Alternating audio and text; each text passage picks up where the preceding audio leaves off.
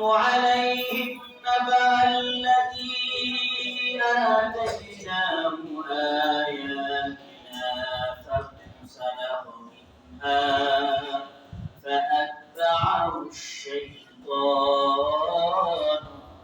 فكان من الغاوين.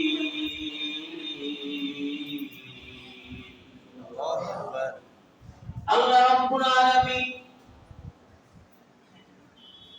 রহমাতুল লিল আলামিন মুহাম্মদ আরবি সাল্লাল্লাহু আলাইহি ওয়াসাল্লামকে আদেশ করে বলেন, ও আমার প্রিয় নবী, আপনি আপনার উম্মতের মাঝে ওই ব্যক্তির ঘটনা বর্ণনা করুন যেই ব্যক্তিকে আমি আল্লাহ আমার নিদর্শনাবলী দান করেছিলাম, যাকে আমি আল্লাহ হক পথ দেখিয়েছিলাম, যে এটা হলো সিরাতে মুস্তাকিম।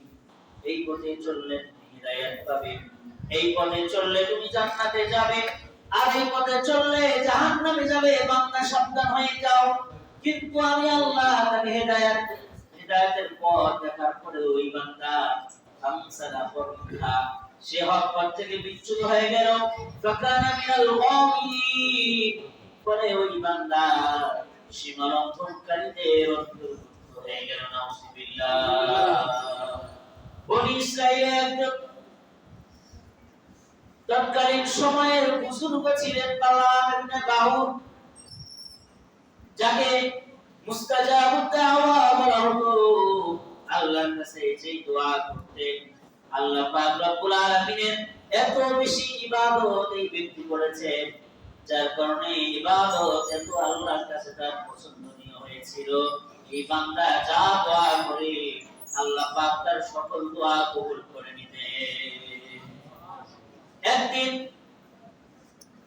বনি ইসরাঈলের ফিরআউন বাহিনীর লোক তার কাছে এসে আবদার করলো, এ বালাম ইবনে বাউর, আপনি তো একজন মুস্তাজাবুদ দাওয়া, আপনার দোয়া আল্লাহর কাছে মনোনীত, আপনার দোয়া আল্লাহর কাছে গৃহীত হয়।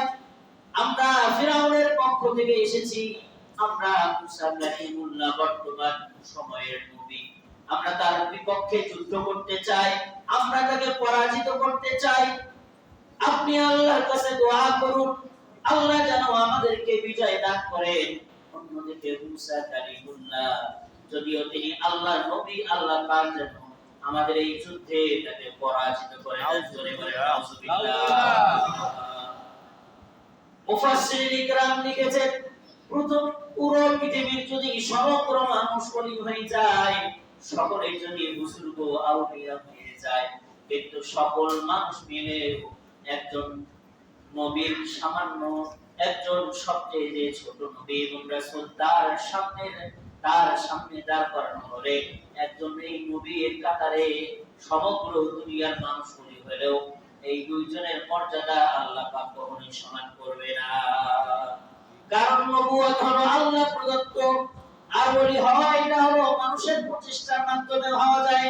বান্দা ইবাদত যত বেশি করবে, ইবাদতের মাধ্যমে কত বেশি আল্লাহকে সন্তুষ্ট করতে পারে।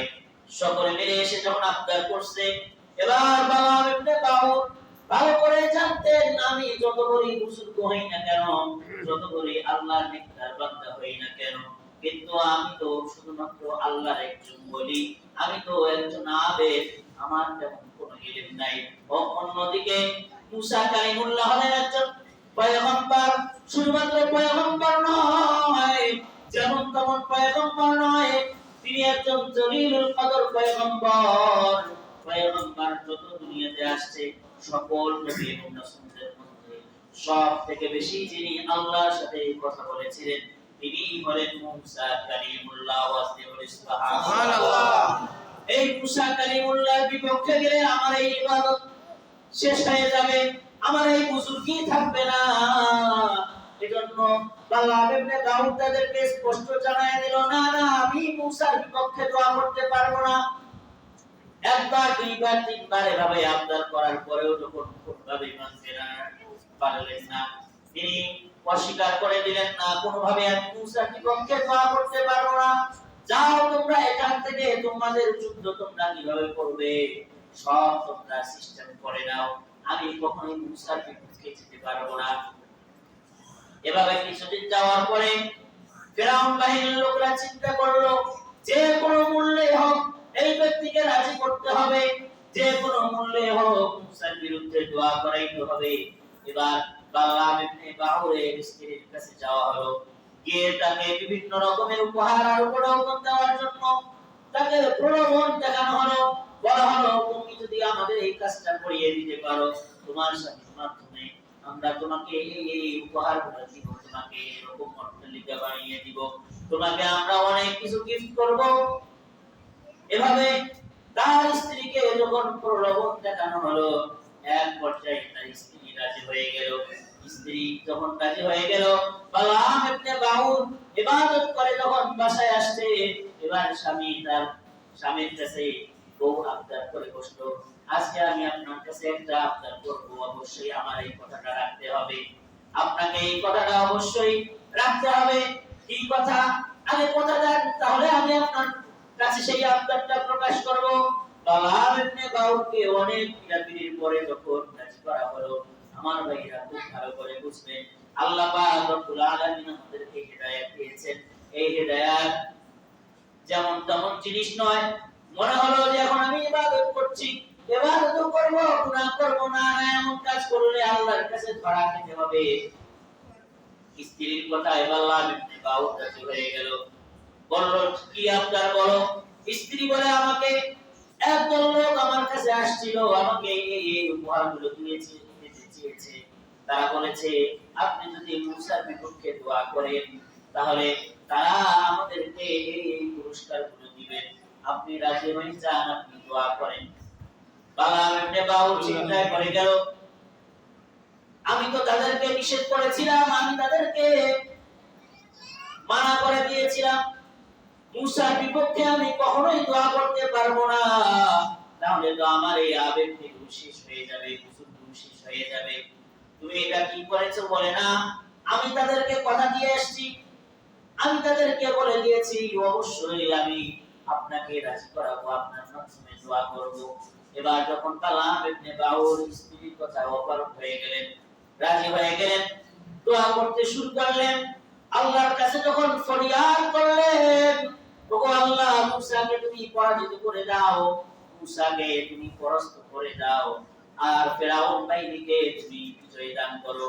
এই দোয়া করার সাথে সাথে আল্লাহ পাক রব্বুল আলামিন চিরতরে এই ব্যক্তিকে আল্লাহ পাক পথভ্রষ্ট করে দিলেন। জোরে বলেন নাউজুবিল্লাহ। আল্লাহ পাক রব্বুল আলামিন সে কথায় পরবর্তী আয়াতে বলেন, ওয়ালাউ শিনা লারাফানাহু বিহা ولكنه أخلد إلى الأرض واتبع هواه। আল্লাহ রাব্বুল আলামিন বলেন, এই বান্দার জন্য আমি যদি চাইতাম তাহলে আমি তাকে হেদায়েত দিয়ে দিতাম, কিন্তু এই ব্যক্তির অবস্থা এমন হয়ে গিয়েছিল, তার অন্তর দুনিয়ার দিকে বেশি পরিমাণ ঝুঁকে গিয়েছে। সে দুনিয়ার লোভে পড়ে, দুনিয়ার মোহে পড়ে নিজের ঈমানকে বিকৃত করে দিয়েছে। ফলে তার দৃষ্টান্ত হলো ওই কুকুরের মতো, কামাতালুহু কামাতালিল কালব, তার দৃষ্টান্ত হলো ওই কুকুরের মতো। ইন তাহমিল আলাইহি ইয়ালহাস আও তাতরুকুহু ইয়ালহাস, কুকুরের উপরে যদি আক্রমণ করা হয় তারপরেও কুকুর জিহ্বাটা বের করে দেয়, আবার কুকুরের উপরে যদি আক্রমণ না করা হয় তারপরেও কুকুর জিহ্বা বের করে দেয়। কুকুরকে গরমকালে যদি পিপাসা লাগে তারপরেও সে নিজের জিহ্বাকে বের করে দেয়, আবার শীতকালেও তাকে ঠান্ডা লাগে না, গরম লাগে না, এমন একটা অবস্থায় অর্থাৎ সার্বক্ষণিক সে তার এই জবানকে, তার জিহ্বাকে বের করে দেয়। আল্লাহ পাক রব্বুল আলামিন বলেন, যেই বান্দাকে আমি আল্লাহ হেদায়েত দিলাম, যাকে আমি আল্লাহ ইবাদত করার সুযোগ দান করলাম, এই ব্যক্তি যদি আমরা এই হেদায়েত পাওয়ার পরেও এই হেদায়েতের কাজে না লাগায়, তাহলে এই ব্যক্তির দৃষ্টান্ত হলো ওই কুকুরের মতো। জোরে বলেন নাউজুবিল্লাহ। আল্লাহ পাক বলেন, সাআ মাতালানিল কওমুল্লাযীনা কাযযাবু বিআয়াতিনা ওয়া আনফুসাহুম কানু ইয়াযলিমুন।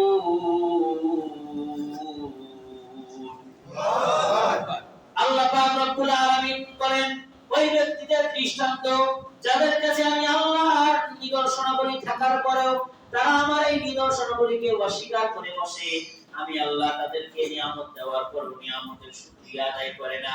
আমি আল্লাহ তাদেরকে যখন সুস্থ রেখেছি ওই সময় তারা সুস্থতাকে কাজে লাগিয়ে ইবাদত করে না। এদের দৃষ্টান্ত হলো ওই ব্যক্তিদের মতো।